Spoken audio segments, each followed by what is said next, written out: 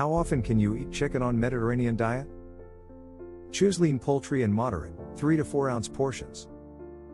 Save red meat for occasional consumption or use meat as a condiment, accompanied by lots of vegetables, as in stews, stir-fries, and soups. Eat more fish, aiming for 2 to 3 servings a week. Both canned and fresh fish are fine.